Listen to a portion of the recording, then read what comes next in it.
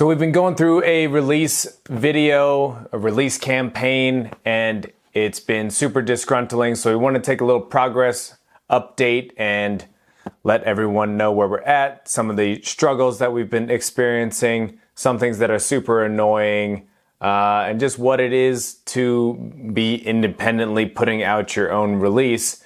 Takes a shit ton these days, apparently, and it's a never-ending list that we've been working on. Something I want to start with is that we, as much as we love spending time making music, and we are at this point where we've been spending all the time here in the control station, the office, and it doesn't really seem like where we should be as music makers, but this is what we're up on. I mean, this is just the reality of it. Thanks for tuning into this. If you are interested in what we're talking about, you can drop down in the description right now and pre-save our upcoming release. Get us some algorithmic action on that for this big promotion that we're doing. This is all what the campaign's about. The competition is so intense. There's so many bands. There's probably always been so many bands, but with social media, it's just made, the access is insane, basically. With social media, everybody's band's on there. Everybody's looking for the same outcome, basically, as a creator.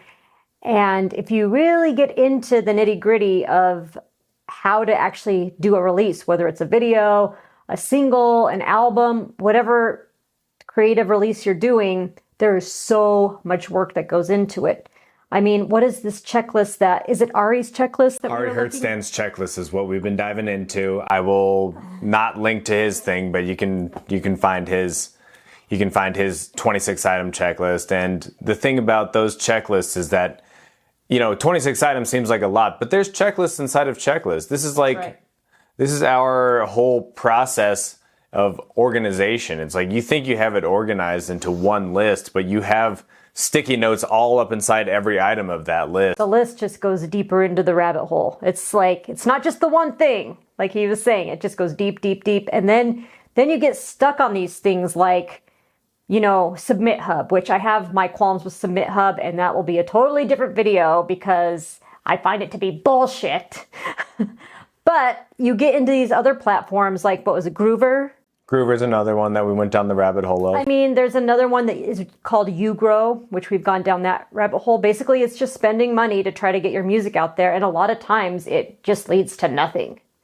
So I'm a little weary about those things. However, I don't really know how else you get your music out there without the help of some kind of platform. There's always feet on the ground. There's always in person is still like 100% to me, like those relationships of people that I mean, we've have a really good relationship with quite a few people in Denver, Colorado. Just from being in that music industry for 20 plus years, you do have great relationships, but you do want it to get further out and seen by as many people as possible. So, I mean, the amount of work that we're doing, I feel like it's from 9 o'clock in the morning till 10 p.m. at night, just like constant. And at the end of the day, you're still in the office, you're sweating. And then you're like, what about writing songs and practicing? So now we're throwing our practices in there because we do have a release coming up with some shows that we're going to be playing, and it's trying to cram it all in is completely bonkers, bananas. Taking time for food breaks and a little bit of exercise and right back to it. So you were talking about Denver, and I will say that what we try to are circulating around with this is two different aspects, and this may help other people out with how they approach things and not to get stuck down the rabbit holes such as Groover, which did happen to us still. Yes. But starting with Denver is, the couple different forms of press outlet or different things to tap into. And what we have decided and what we've recognized is that there's a huge local element. We've been, avidly playing around Colorado for the better parts of our lives and careers. We are back in Colorado every time we're always been in Colorado. So reaching out locally is one big thing that we've done. I would recommend that to anybody who is tapped into their state or their music scene. Obviously reach things out there locally. The other thing is tap into this is where I sort of branched off, and I think I can't even remember. I think the New Music Business book talks about it as the trade. That in some people's music is going to be more like guitar oriented or pedal oriented and stuff like that. For us, it's kind of like the conscious shift in the whole movement that we're a part of. And so that's where we sort of bridge off and, you know, look towards people that we know we can have conversations with. Obviously, we're a widely discussive group at this point, so we want to keep that conversation element intact, and those are sort of our two angles right now. The third one would be like international outreach. I'm not even interested in that right now. There's a whole thesis that we're writing up around how there's this psyop that's persisting in the minds of art and music scenes everywhere right now that causes them to believe that, you know, they just submit to Rolling Stone or something like that and it's all grand and glorious, but we don't really fall into that camp right now. So our focus is our locality and where it resonates in the personality and character mindset as far as our outreaches go. Well, the outreach it's a real thing. And yes, local is very important. But now we're living in the digital age where, you know, you can get attention for putting things out on the social medias. The consistency is the most important thing, but being consistent constantly with content is a huge job. It's a full-time job. And I just don't think people realize how hard it is. I think you artists out there probably realize how hard it is. And a lot of us don't even want to do it. We just want to make our music, play our shows, have our friends. At least this is me anyway. And that's what I want to do. I'd love to tour around and play, and I'd love to just be creative and make music videos. But no, I have to be the manager. I have to be the promo team. I have to be the director. I have to be the writer. And I think we all have to do this unless we are some big band that has all these people doing these things for us. Well, I would say it's a great way to learn how to do all this stuff. But in other words, it's like, where's my social life? It goes right down the toilet, you know? There's no time. And especially if you're working, as Drew and I work 2 jobs, you know, fitting it in, like I say, it's like a 10-hour day, 12-hour days.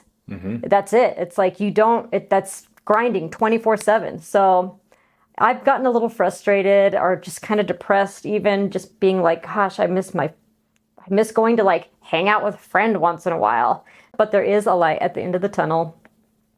Once the project's done, you can take a little break, but then you start the next one. Let's get into really quick some of those emotional hiccups that we have. You know, like I get pissed off and I want to quit. Like we fell into the place of trying to follow curated playlists yesterday, right? And that took up like 3 hours of diving into different people's playlists. And if anyone has tips on getting playlisted better out there and more specific, great.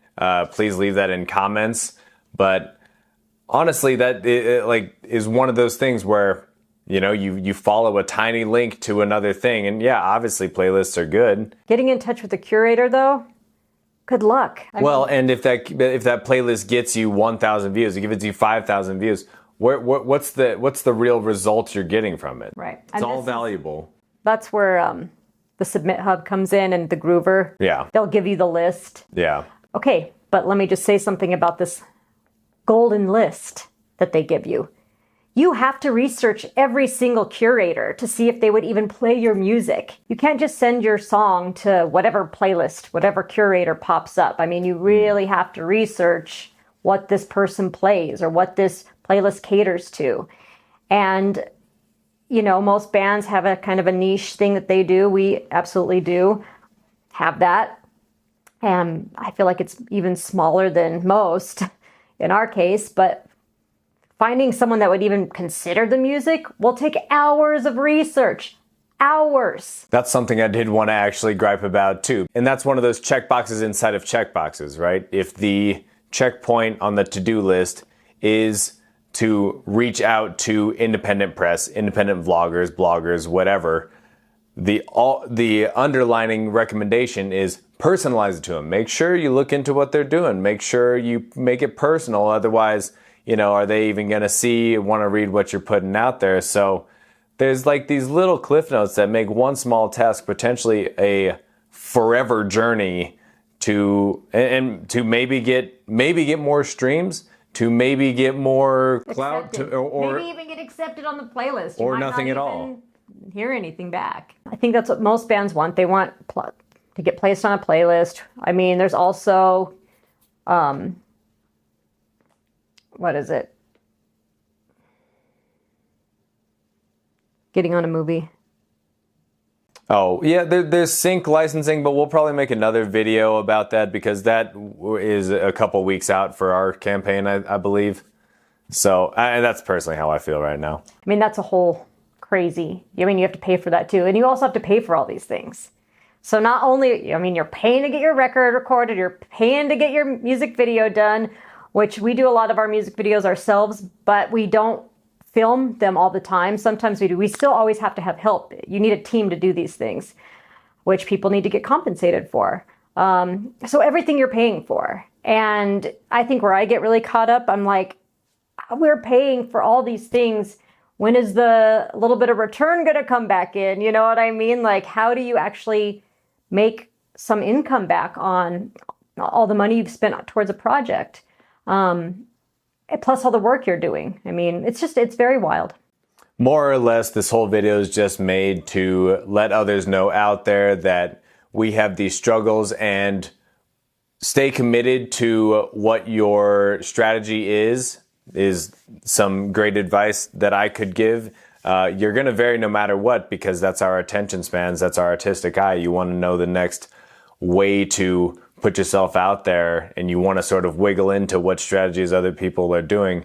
But staying committed in the sense of your campaign strategy, and also staying committed to just the fact that you are going to keep doing this even when you get more recognition that you want. You're going to have a new version of the next thing that you want. So you're always going to have this sort of repeating cycle going. Stay moving forward. I don't know, any tail notes for you?